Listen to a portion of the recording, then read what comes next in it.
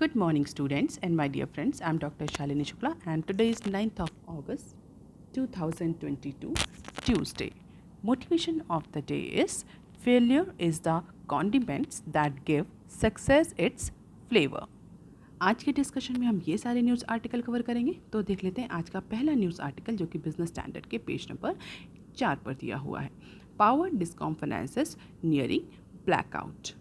बहुत बार news analysis में हमने डिस्कस भी किया है कि किस तरीके से पावर जनरेटिंग कंपनीज़ जो हैं, पावर डिस्कॉम कंपनीज़ हैं, वो फाइनेंशियल क्राइसिस से इम्पैक्ट हो रही हैं। और गवर्नमेंट टाइम टू टाइम पिछले कई सालों से, कपल ऑफ ईयर्स से गवर्नमेंट बहुत different schemes, programs, stimulus packages भी ला रही है पावर डिस्ट्रीब्यूशन और डिस्कॉम कंपनीज़ को रिवाइव करने के लिए। हालांकि अगर कुछ रीसेंट ईयर्स में देखें तो जो डिस्ट्रीब्यूशन कंपनीज हैं, जिनको हम शॉर्ट फॉर्म में डिस्कॉम्स भी बोलते हैं, उनमें कुछ इम्प्रूवमेंट देखने को मिला था। उनकी फाइनेंशियल हेल्थ में कुछ इम्प्रूवमेंट देखने को मिला था because of the government programmes, government rescue schemes.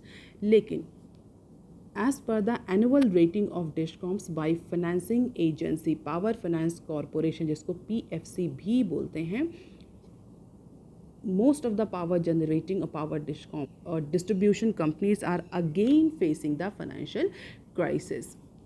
तो पिछले कुछ सालों में जो इम्प्रूवमेंट हुआ था वो इम्प्रूवमेंट फिर से हिट कर गया है, more specifically in discom companies, distribution companies.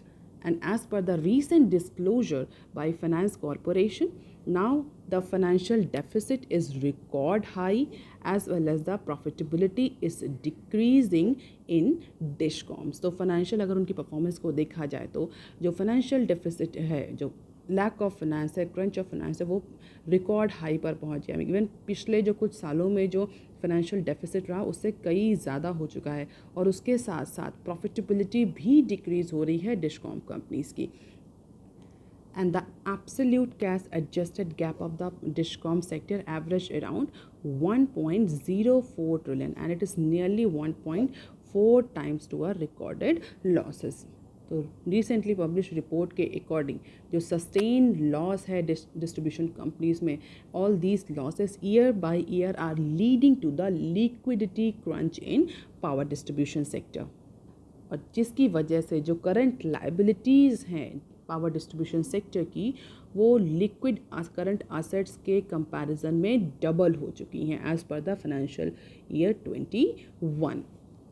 और अभी करंट स्टेटस के अकॉर्डिंग जो डिस्कॉम्स हैं, उनके पास जितने भी करंट असेट्स, लिक्विड असेट्स हैं, that are only sufficient to cover their generation, transmission and operational liabilities. Lenders के ऑब्लिगेशंस को पूरा करने के लिए उन्हें अपने नॉन लिक्विड असेट्स, जो फिक्स असेट्स हैं, उनको लिक्विडेट करना पड़ेगा। इट मीन्स अभी फ़िलहाल के लिए अगर करंट असेट्स देखा जाए, करंट असेट का रेशियो देखा जाए, फाइनेंशियल रेशियो देखा जाए डिस्ट्रीब्यूशन, पावर डिस्ट्रीब्यूशन सेक्टर में, तो वो केवल इतना है कि जो कंपनीज़ हैं वो अपने जनरेशन, ट्रांसमिशन और ऑपरेशनल लायबिलिटीज़ को पूरा कर सकती हैं। अगर जो बैंक्स का लोन है, लेंडर ऑब्लिगेशंस है, अगर वो पूरा करने की बात आएगी तो डिस्ट्रीब्यूशन कंपनीज़ को अपने non liquid assets, it means fixed assets को सेल करना पड़ेगा। और पहली बार इस पर्टिकुलर रिपोर्ट में जो पावर फाइनेंस कॉरपोरेशन जो डिफरेंट डिस्कॉम कंपनीज़ की रेटिंग करता है, पहली बार इस रिपोर्ट में प्राइवेट डिस्कॉम्स को भी इंक्लूड किया है, प्राइवेटली ओन्ड डिस्कॉम कंपनीज़ को भी इंक्लूड किया गया है। बेसिकली जो रेटिंग होती है इस पर्टिकुलर रिपोर्ट में, ये होती है कॉस्ट रिवेन्यू गैप के बेसिस पर, AT&C लॉसेस के बेसिस पर, ऑपरेशनल लॉसेस के बेसिस पर, billing and collection efficiency, debt position और लिक्विडिटी। तो ये सारे पैरामीटर्स हैं। इन सब पैरामीटर्स के बेसिस पर ये डिस्कॉम्स की रेटिंग होती है और ये रिपोर्ट पब्लिश कर दी जाती है। तो जहाँ पर पूरा डिस्कशन होता है कि क्या फाइनेंशियल प्रॉब्लम्स हैं, कैसे फाइनेंशियल रेशियोज़ हैं, कौन से डिस्कॉम कितनी अच्छी है और कौन से डिस्कॉम किस पोजीशन पे है। And as per the reports, these are the operational and external impacts on discoms. तो कितना डेट है डिस्कॉम्स पर as per the financial year 21, पिछले साल की कंपैरिजन, 2019 के कंपैरिजन में 19% इंक्रीज देखने को मिला है डेट में। 2019 से और 2021 के बीच में जो कैश एडजस्टेड गैप है वो अप्रॉक्सीमेटली 1.4 टाइम्स इंक्रीज हुआ है। पर यूनिट इलेक्ट्रिसिटी जनरेशन में कितना रिवेन्यू गैप, कॉस्ट और रिवेन्यू गैप हुआ है, कितना एक्सटेंड होता है, 0.83% per unit cost and revenue gap है in comparison to the financial year 19। इसके बाद उदय स्कीम का जो टारगेट था वो ये था कि इस कॉस्ट रिवेन्यू गैप को ज़ीरो किया जाए, जो कि अभी 0.83% है। 21% AT&C लॉसेज हैं, जिसको रिड्यूस उदय स्कीम के तहत जिसको 15% तक रिड्यूस करने का टारगेट है। Top 5 discoms, all discoms belongs to Gujarat and Dadra Nagar Haveli in terms of financial performance. Bottom 5 discoms, तो अगर बॉटम 5 डिस्कॉम्स की बात करें तो 2 आंध्र प्रदेश से, झारखंड से, मध्य प्रदेश से और मेघालय से बिलोंग करती हैं। 5 डिस्कॉम कंपनीज जो कि बॉटम है इन टर्म्स ऑफ रेटिंग। अब देख लेते हैं article number 2 that is given on page number 5 of Business standard. GOM may pitch for easing eligibility for states officer. GOM may pitch for easing eligibility for states officers. एक high level ministerial panel on goods and service tax appellate tribunal GTAT पर set किया गया है। किस लिए set किया गया है ये high level ministerial panel? This particular panel will decide the inclusion of state representation and ease of qualification or the terms and conditions of qualification for technical member to be included in the appellate tribunal. तो GST की जो appellate tribunal है that is good and service tax appellate tribunal, उसमें जो members हैं, technical members हैं, state representatives हैं, उनको किस तरीके से इंक्लूड किया जाएगा, what will be the qualification, what will be the inclusion criteria, इन सब को सेट करने के लिए एक हाई लेवल मिनिस्ट्रियल पैनल बनाया गया है and it may take up the matter in its upcoming meeting on August 17। क्योंकि स्टेट्स बहुत टाइम से ये डिमांड कर रहे हैं कि उनको ट्रिब्यूनल में जो GSTAT ट्रिब्यूनल है उसमें सेंटर गवर्नमेंट के बराबर या इक्वल रिप्रेजेंटेशन मिले। और इस हाई लेवल मिनिस्ट्रियल पैनल को हरियाणा के जो डिप्टी चीफ मिनिस्टर हैं वो हेड करेंगे। तो जितने भी कन्फ्लिक्ट हैं स्टेट्स के बीच में, स्टेट्स और सेंटर के बीच में रिलेटेड टू GSTAT, वो सारे इस हाई लेवल मिनिस्ट्रियल पैनल में एड्रेस किए जाएंगे और रिकमेंडेशन दी जाएगी कि कैसे स्टेट्स गवर्नमेंट को ज़्यादा पार्टिसिपेशन मिले, what will be the terms condition qualification for the same. तो ऐसा कहा जा रहा है कि प्रॉबेबली इस पार्टिसिपेशन को या स्टेट रिप्रेजेंटेशन को इंक्रीज़ करने के लिए जो पैनल है वो कुछ क्वालिफिकेशन के क्राइटेरिया में ईज आउट करेगा, जिससे कि स्टेट जो है वो अच्छे खासे या ज़्यादा से ज़्यादा टेक्निकल मेंबर्स को नॉमिनेट कर सकें। At presents officer should have worked in state governments and spend at least 25 years in group A post commissioner level job. So at least 25 years का एक्सपीरियंस और स्टेट गवर्नमेंट के साथ काम करने का एक्सपीरियंस होना चाहिए, तभी इंडिविजुअल को इस पर्टिकुलर ट्रिब्यूनल में नॉमिनेट किया जा सकता है, रिप्रेजेंट किया जा सकता है। इसके अलावा टैक्सेशन और फाइनेंस के केसेस में भी एक्सपीरियंस रिक्वायर्ड है। तो जो ये एक्सपीरियंस है 25 ईयर्स का टैक्सेशन का, फाइनेंस का, इसमें ग्रुप A में किस तरीके से एंट्री होती है ये भी डिसाइडेड है। डिफरेंट स्टेट्स में कुछ अलग तरीके से ग्रुप A पोस्ट में एंट्रीज होती है, कहीं पर डायरेक्ट रिक्रूटमेंट होते हैं, कहीं पर इनडायरेक्ट रिक्रूटमेंट होते हैं। तो इसको यूनिफॉर्म करने के लिए इस मिनिस्ट्रियल पैनल में बहुत सारे डिसीजंस या रिकमेंडेशंस दिए जाएंगे। तो फिलहाल के लिए this is the story sofa. तो 2017 में जब GST रिजीम इम्प्लीमेंट हुआ था तब ये GSTAT का भी नोटिफिकेशन आया था। हालांकि ये इफ़ेक्ट में आ नहीं पाया आगे because of the lot of stay order by courts, क्योंकि टेक्निकल मेंबर्स और जुडिशियल मेंबर्स को लेकर के, स्टेट रिप्रेजेंटेटिव्स को लेकर के बहुत ज़्यादा कन्फ्यूजन था। कुछ का कहना था कि technical members can not exceed the judicial members. तो जो भी GS या goods and service tax appellate tribunal था उसके कॉन्स्टिट्यूशन को लेकर के बहुत सारे इश्यूज थे, बहुत सारे आर्ग्यूमेंट्स थे, बहुत सारे डिस्प्यूट्स है, जिसकी वजह से ये अभी तक एग्जीक्यूशन या इम्प्लीमेंटेशन लेवल पर नहीं है। बट फाइनली एक हाई मिनिस्ट्रियल लेवल पैनल तैयार किया गया। That panel will recommend all these और will issue all these challenges in very much detail. अब देख लेते हैं article number 3 that is given on page number 6 of Business Standard. Fearing sanction by west banks wait for RBI clarity. अगर आप regularly follow कर रहे हैं news channel तो आपको पता होगा कि इंडिया और रशिया के बीच में ट्रेड को प्रमोट करने के लिए ऑल्टरनेट सेटलमेंट सिस्टम बेसिकली जो लोकल करेंसीज में रुपी और रबल में जो चलाया गया था वो उसको लेकर के गवर्नमेंट बहुत ज़्यादा एक्टिव थी। रशिया से ट्रेड को इम्प्रूव करने के लिए, रशिया को से डिस्काउंटेड ऑयल को परचेज़ करने के लिए इंडिया ने रशिया के साथ new international trade settlement in rupee, ये एक नया ट्रेड सेटलमेंट मोड ओपन किया था, या हम बोल सकते हैं रिवाइव किया था। हालांकि पहले भी ये था, लेकिन because of the prevalence of dollar ये डोमिनेट हो गया था। लेकिन अब in Russia Ukraine crisis situation India ने इस पर्टिकुलर इंटरनेशनल ट्रेड सेटलमेंट को रिवाइव किया था, और उसको लेकर के बहुत ज़्यादा कन्फ्यूजन भी था ट्रेडर्स और एक्सपोर्टर्स और इम्पोर्टर्स के माइंड में। वो सारे गवर्नमेंट ने टारगेट करने की कोशिश करी थी। बट रिसेंटली जो बैंक्स हैं जो कि इस नए ट्रेड सेटल में पार्टिसिपेट कर रहे हैं, इट मीन्स जो कि सेटलमेंट रुपी और रबल में होगा, लोकल करेंसीज में होगा इंस्टेड ऑफ डॉलर। क्यों ऐसा हुआ था? क्योंकि रशिया पे बहुत सारे सेंक्शन लगे थे, रशिया के बैंक्स पर सेंक्शन लगा दिए गए थे, रशिया को स्विफ्ट सिस्टम से रिमूव कर दिया गया था, जिसकी वजह से रशिया के पास डॉलर जो था वो नहीं था। अब चूंकि डॉलर नहीं था तो because of the lack of dollar Russia जो था बहुत सारे कंट्रीज़ के साथ अपना बिजनेस नहीं कर पा रहा था। तो जितने भी फ्रेंडली नेशन थे रशिया से, उससे रशिया ने ऑल्टरनेट और सेटलमेंट सिस्टम रिवाइव करने की बात की थी, इंडिया के साथ रुपी में रिवाइव करने की बात की थी।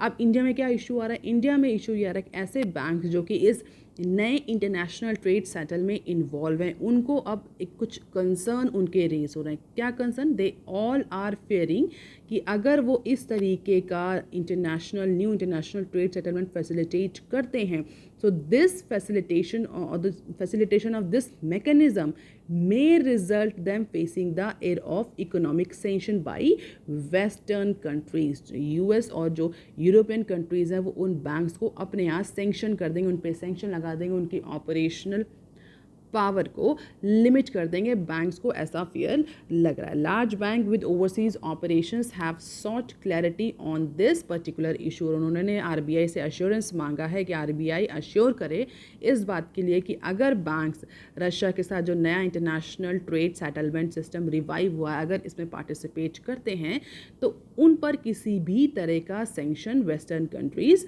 नहीं लगाएंगे, उनको किसी भी तरह के सेंक्शन के लिए टारगेट नहीं किया जाएगा if banks are facilitating the rupee trade with sanction hit country like Russia। क्योंकि कहीं ना कहीं से ये सुनने को मिला या ये वार्निंग दी गई है बैंक्स को कि अगर बैंक्स जो हैं वो रशिया के साथ बिजनेस करते हैं या रशिया के साथ बिजनेस में ट्रेड को फैसिलिटेट करते हैं by providing the alternative trade mechanism, तो उन बैंक्स पर भी सेंक्शन लगा दिया जाएगा। तो ऐसे बहुत सारे बैंक हैं जिनका बिजनेस यूरोपियन कंट्रीज़ में भी है, यूएसए में भी है, और अगर वो इस ट्रेड मैकेनिज्म में पार्टिसिपेट कर रहे हैं तो उन्हें अब फियर लग रहा है, डर लग रहा है कि कहीं ऐसा ना हो कि जो वेस्टर्न कंट्रीज़ हैं वो उनके ऑपरेशन को लिमिट कर दें, सेंक्शन कर दें इनटू रिस्पेक्टिव कंट्रीज़, यानी यूरोपियन कंट्रीज़ में और यूएस में उनका जो ऑपरेशन है वो बैन हो जाए because of participating into this new international trade settlement with Russia. क्योंकि ऐसा पहले और केसेस में भी देखा जा चुका था। जब ईरान पर सेंक्शन लगे थे तो उस समय ऐसे बैंक्स जो कि फैसिलिटेट कर रहे थे alternative payment system with Iran, उन पर भी सेंक्शन लगा दिया था सेंक्शन कंट्रीज़ ने, जिन्होंने ईरान पर सेंक्शन लगाया था। तो इंडिया के केस में भी जो बैंक्स हैं, जो टॉप बैंक्स हैं, वो आरबीआई से नेगोशिएट कर रहे हैं, आरबीआई से बात कर रहे हैं, डिपार्टमेंट ऑफ कॉमर्स से बात कर रहे हैं, फाइनेंस मिनिस्ट्री के डिफरेंट डिपार्टमेंट से बात कर रहे हैं, just to iron out the initial challenges on these alternative trade settlement mechanism। क्योंकि बैंक को थोड़ा सा एप्रीहेंशन है कि जैसे कि ईरान के केस में हुआ था, ऐसा कहीं रशिया के साथ भी ना हो कि अगर वो रशिया से जो अल्टरनेट मैकेनिज्म स्टार्ट हुआ इंडिया और रशिया के बीच में, अगर उसने पार्टिसिपेट करेंगे तो प्रोबेबली जो वेस्टर्न कंट्रीज़ हैं, यूरोपियन कंट्रीज़ हैं या यूएस है, वो उन बैंक्स पर भी सेंक्शन ना लगा दे। तो इसको लेकर के अश्योरेंस मांग रहे हैं बैंक्स आरबीआई से, फाइनेंस मिनिस्ट्री से। लेट्स सी कि क्या गवर्नमेंट के साइड से, आरबीआई के साइड से फ़िलहाल के लिए इस पर रिप्लाई आता है। लेकिन अगर हम बड़े बैंक्स की बात करें जैसे कि स्टेट बैंक ऑफ इंडिया, कुछ प्राइवेट बैंक्स, उनका अच्छा खासा ओवरसीज़ ऑपरेशन है यूएस में और ईयू में। इसी वजह से वो चाहते हैं कि ऐसे उनके रशिया को सपोर्ट करने या रशिया के ट्रेड मैकेनिज़्म को या सेटलमेंट मैकेनिज़्म को सपोर्ट करने या फैसिलिटेट करने की वजह से ऐसा ना हो कि उनका यूरोपियन कंट्रीज़ और यूएस का बिजनेस इम्पैक्ट हो। That is why banks are on worried, but they are discussing with RBI and different concerned authorities to settle out all these issues. अब देख लेते हैं some other news clips. Indices hit 4-month high despite worries. तो domestic equity market ने अपने highest level hit किया है Monday को।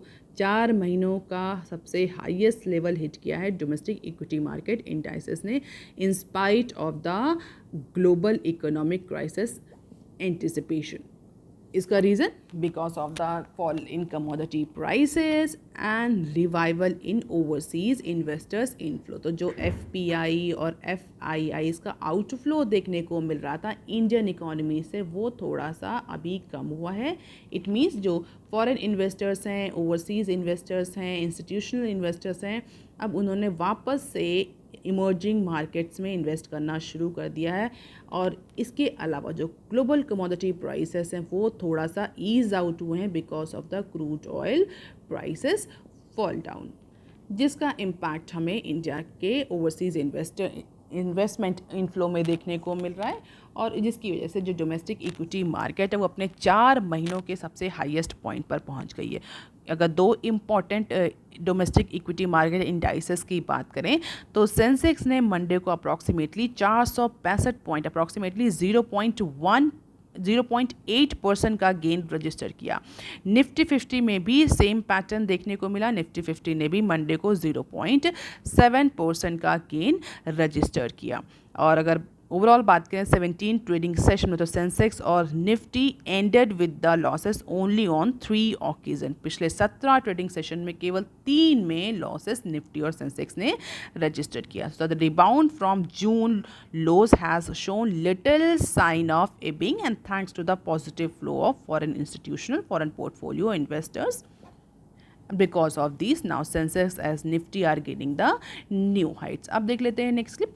Value of EPFO's investment in ETFs rises to 2.26 trillion. तो बेसिकली जो ये न्यूज़ सेक्शन है यहाँ पर गवर्नमेंट ऑफ इंडिया ने पार्लियामेंट में जो कुछ क्वेश्चंस के आंसर दिए हैं उसको लेकर के ये न्यूज़, और जो इम्पोर्टेंट डिसीजन लिए हैं उसको लेकर के ये न्यूज़ में बहुत सारे इंपॉर्टेंट डिसीजंस दिए हुए हैं। हम केवल इस पर्टिकुलर EPFO रिलेटेड डिसीजन या न्यूज़ को कवर करेंगे। देख लेते हैं न्यूज़ क्या है। As per the recent data the retirement fund body, कौन सी है retirement fund body? That is employ provident fund organisation, जिसको शॉर्ट फॉर्म में हम EPFO बोलते हैं। EPFO ने अप्रॉक्सीमेटली 1.59 ट्रिलियन का इन्वेस्टमेंट किया है। किस में इन्वेस्टमेंट किया है? ETFs में। What are ETFs? ETFs are exchange traded fund. So as per financial year 2022 EPFO का ETFs में जो इन्वेस्टमेंट हुआ है वो 1.9 ट्रिलियन का हुआ है, और उसकी नोशनल मार्केट वैल्यू अभी के अकॉर्डिंग 2.26 ट्रिलियन है। I hope that many of you might be knowing about this employ provident fund organisation, जहाँ पर अगर सिंप्लीफाइड फॉर्म में मैं आपको बताऊँ तो ये ऑर्गेनाइजेशन बेसिकली एम्प्लॉयज़ का जो प्रोविडेंट फंड है उसको मैनेज करता है। कैसे मैनेज करता है? डिफरेंट जो एवेन्यूज़ है मार्केट में उसमें इन्वेस्ट करके एक सफिशिएंट अमाउंट का रिटर्न जो है वो एम्प्लॉयज़ को देते हैं आफ्टर रिटायरमेंट। तो गवर्नमेंट ने पार्लियामेंट में रिप्लाई किया है कि अभी तक EPFO ने अप्रॉक्सीमेटली 1.59 ट्रिलियन का इन्वेस्टमेंट किया है किसमें? ETFs में, और उसकी जो मार्केट वैल्यू है वो अभी 2.26% है। तो EPFO has been investing in ETF since 2015। 2015 से इन्वेस्टमेंट हो रहा है EPFO का इस particular exchange traded fund market में। इनिशियली जो EPFO का इन्वेस्टमेंट था वो केवल 5% था। 5% of is investable deposits into stock markets. Later on ये 10% तक हो गया, देन 15%, और ये अभी भी इंक्रीज कर रहा है as per the union minister of states for labour and employment mister Rameshwar Teli. और जो करंट रेशियो है EPFO के इन्वेस्टमेंट का, जो एम्प्लॉय का सबमिशन आता है EPFO के पास, उसमें 85% ऑफ फंड जो है वो डेट इंस्ट्रूमेंट में इन्वेस्ट होता है, और 15% का इन्वेस्टमेंट जो होता है वो ETFs में होता है as per the recent investment patterns notified by government of India. और इसी पर रिटर्न के अकॉर्डिंग जो EPFO है वो प्रोविडेंट फंड में रिटर्न देता है एम्प्लॉय को at the time of retirement और एनी एक्सटर्नल एक्सीजेंसीज। अब देख लेते हैं next clip. Life insurance new business premium jumps 91%। तो न्यू बिजनेस प्रीमियम यानी कि NBP। तो लाइफ इंश्योरेंस कंपनीज का जो न्यू बिजनेस प्रीमियम है वो अप्रॉक्सीमेटली 91% तक इंक्रीज हुआ है in the month of July. In the month of July means पिछले साल के कंपैरिजन में इस साल जुलाई में न्यू बिजनेस प्रीमियम यानी नया बिजनेस मिला है लाइफ इंश्योरेंस कंपनीज को जो मिलता है उसमें 91% का इंक्रीज हुआ है thanks to strong premium growth by state own LIC। तो LIC का इसमें मेजर शेयर है। जो सबसे ज़्यादा इंक्रीज देखने को मिल रहा है वो LIC में की देखने को मिल रहा है। तो insurance regulatory and development authority of India IRDAI ने रिसेंटली डेटा पब्लिश किया है जिसमें जो लाइफ इंश्योरेंस कंपनीज है they have reported approximately 39,000 crore NBP in the month of July. और अप्रॉक्सीमेटली अगर हम LIC में देखो तो LIC के केस में 142% का इंक्रीज देखने को मिला है in NBP in comparison to the last year. तो LIC की वजह से ओवरऑल लाइफ इंश्योरेंस सेक्टर का जो न्यू बिजनेस प्रीमियम है वो 91% तक इंक्रीज होता हुआ दिख रहा है। अब देख लेते हैं next clip. Carbon credit mandates to open up green avenues for India INC। तो रिसेंटली जो एनर्जी कंजर्वेशन एक्ट जो अमेंड हुआ है उसमें जो ये प्रपोजल दिया गया कि इंडिया का खुद का first ever carbon credit market होगा। इस इंट्रोडक्शन या इस प्रपोजल के बाद से जो कार्बन इंटेंसिव इंडस्ट्रीज हैं कौन कौन सी, steel, cement, manufacturing, they all are trying to meet their sustainability target and existing players in the carbon offsetting space. और जो इंडस्ट्री एक्सपर्ट्स हैं जो इंडस्ट्री के वेटरन्स हैं उनका ये कहना है कि अगर इंडिया में कार्बन क्रेडिट मार्केट होती है वॉलेंटरी कार्बन क्रेडिट मार्केट तो ये 2030 तक अप्रॉक्सीमेटली $200 बिलियन वर्थ तक होगी। इंडिया को touch $200 billion bye 2030 from current $2 billion market of carbon credit. और ये जान के आपको बहुत हैरानी होगी कि इंडिया की जो मार्केट है carbon, India is one of the largest carbon credit exporter in the world और इसके बावजूद भी इंडिया के पास खुद की कोई कार्बन क्रेडिट मार्केट नहीं है। ऑल्दो कुछ कार्बन ऑफसेटिंग प्लेटफॉर्म्स हैं इंडिया में जो कि कार्बन क्रेडिट को ऑफर करते हैं बट अभी तक उसको रेगुलेट नहीं किया गया, बहुत स्ट्रक्चर रेगुलेटेड मार्केट नहीं है। तो जो ये नया बिल आ रहा है एनर्जी कंजर्वेशन एक्ट का या जो अमेंडेड बिल आ रहा है that will open up lots of avenues for Indian companies in green space, ऐसा एक्सपोर्ट्स का माना जिसकी वजह से जो ये मार्केट है $200 बिलियन तक पहुंच जाएगी। हालांकि अभी जो इंडस्ट्री है that is waiting for further clarity on the rules of green Avenue. तो जो ये नया एनर्जी कंजर्वेशन बिल है इसके रूल्स अभी बनाए जाएंगे। This is the act but अभी रूल्स बनेंगे ग्राउंड लेवल इम्प्लीमेंटेशन के लिए। तो ये रूल्स हैं वो ज़्यादा क्लैरिटी देंगे इस कार्बन क्रेडिट को लेकर के, कार्बन क्रेडिट मार्केट को लेकर के, कार्बन एमिशन को लेकर के और अदर जो इंसेंटिव्स हैं या जो अदर इसमें अपॉर्चुनिटीज़ हैं उसको लेकर के। फ़िलहाल के लिए लोकसभा में ये एनर्जी कंजर्वेशन एक्ट जो proposed energy conservation amended energy conservation act था वो बिल था वो पास हो चुका है। अब देख लेते हैं next clip. Too many employees but few works Pichai Zuckerberg sounds a alarm. US में रिसेशन को लेकर के बहुत ज़्यादा स्पेकुलेशन है और अगर यूएस जैसी इकोनॉमी रिसेशन में जाती है तो definitely it may leads to global recession. और बहुत सारे इकोनॉमिस्ट ये मान भी रहे हैं कि यूएस रिसेशन से स्टार्टिंग होकर के ग्लोबल रिसेशन जो है वो अब हर एक कंट्री में या ग्लोबल लेवल पे फैल चुका है, आ चुका है। बहुत सारे इकोनॉमिस्ट इस चीज़ को मानते हैं कि रिसेशन इज़ ऑन इट्स वे और उसको लेकर के बिजनेस स्टैंडर्ड ने आज 2 न्यूज़ कवर करी है जहां पर रिट्रेंचमेंट या ओवर मैनिंग को लेकर के न्यूज़ है। पहली न्यूज़ तो ये है जहां पर जो बड़े बड़े एग्जीक्यूटिव हैं, सीईओज़ हैं बड़ी बड़ी कंपनीज़ के, अल्फ़ाबेट मेटा कंपनीज़ के, उन्होंने ये बोला है कि फ़िलहाल के लिए कंपनी के पास कम ऑर्डर हैं, कम काम है बट द पीपल और the employees are more. So big tech has hired more people but only some of them are doing work as per the top CEOs और टॉप कंपनीज CEOs। तो कहीं ना कहीं इंडिकेट कर रहा है कि प्रॉबेबली कंपनी में गो फॉर रिट्रेंचमेंट और some other types of layoffs in order to cut the cost और in order to survive into global recession situation. और अगर इवन रिट्रेंचमेंट या ले ऑफ पर नहीं जाती हैं कंपनीज, तो that particular big companies may stop their recruitment drive for a certain period of time, क्योंकि कंपनी के जब टॉप सीईओज जो कह रहे हैं कि ओवर मर्निंग है, काम ज़्यादा है, पीपल जो है वो हायर ज़्यादा हुए हैं और काम उसमें से कम कर रहे हैं, तो it means company may go for reduction of employees on company roll, और इफ़ नॉट रिडक्शन एटलीस्ट अपना जो रिक्रूटमेंट है उसको कुछ टाइम के लिए कंपनी जो है वो स्टॉप कर सकती है या स्लो डाउन कर सकती है।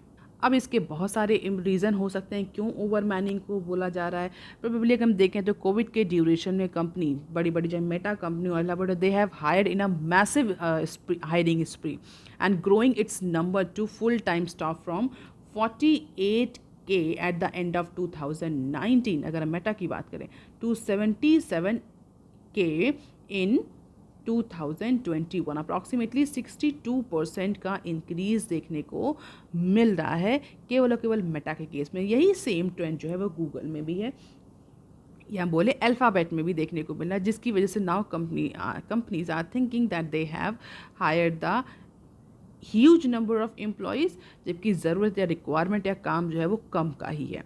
तो प्रॉबेबली जो उनकी हायरिंग स्प्री थी वो आगे आने वाले टाइम में कट डाउन हो सकती है as per the business standard news. और यही सेम ट्रेंड हमें सॉफ्ट बैंक में भी देखने को मिला। Soft bank plans job cut after record $23 billion loss, so because of the global recessionary headwinds, now different companies or the international companies, multinational companies, global companies are facing losses।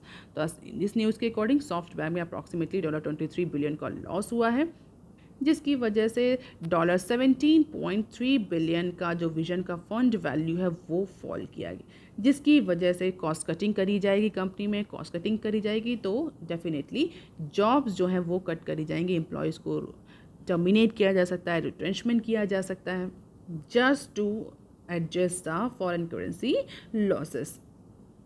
तो जो soft bank के जो CEO हैं उनका भी ये कहना है कि कंपनी अभी फ़िलहाल के लिए अच्छी पोजीशन पे नहीं है, and we believe that this is a source of future great wealth, but we don't really know for sure until it happens. तो फिलहाल के लिए जॉब कटिंग पर सॉफ्ट बैंक जा रहा है in order to absorb the global recessionary headwinds और shock. और यही ट्रेंड अगर बड़ी बड़ी कंपनीज अल्फ़ाबेट, मेटा, गूगल या बोलें सॉफ्ट बैंक में देखने को मिल रहा था, प्रॉबेबली दैट समवेयर इंडिकेटिंग कि मास में रिट्रेंचमेंट हो रहे हैं और जॉब्स नहीं हैं, एम्प्लॉयमेंट नहीं है, there may be the situation of global recession. That is all for today, students. If you want lecture PDF, you can join my Telegram channel. You can also follow me on other social media platforms. If you have any query and suggestion, you can write on comment section below. Please like, share and subscribe. Thank you. Have a nice day.